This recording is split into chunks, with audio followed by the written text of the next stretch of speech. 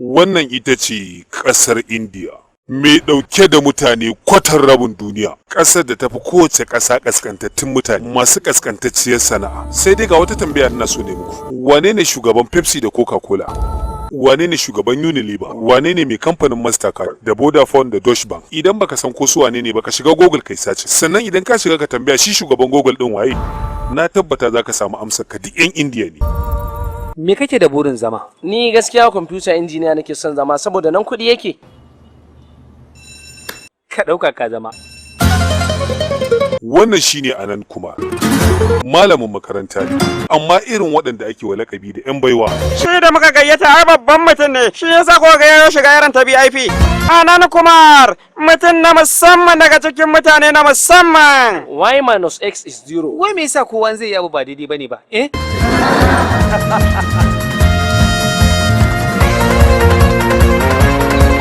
Tabbas wannan zai iya zama jarumin da duk duniya za ta san shi.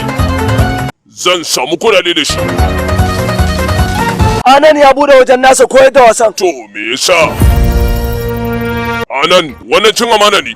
Kada ka yi mun haka. To su kuma mecece kaddarar waɗancan yaran da ka kora? Ubangiji ya ba su basira saboda ba su da kuɗi shine zaka hana su samun dama? Cece sana'ar baban. Direban mota ne, aikin shara yake yi.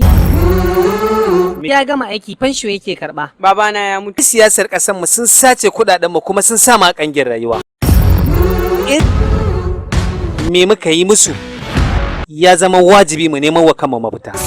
Mu nuna musu cewa wannan shine babban kuskuren da suka yi a rayuwarsu. Su ne suka koya mana yadda za mu yi tsalle. Ba su san da cewa idan mun tsalla fuskar su za mu yaga ba. Lokacin ne zo.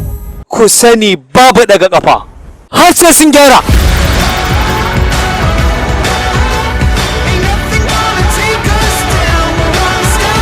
Mechanical engineer Mariratin daga NASA.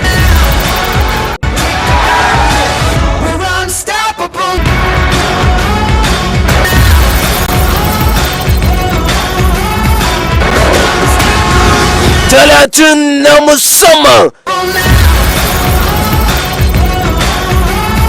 yana nan tabe.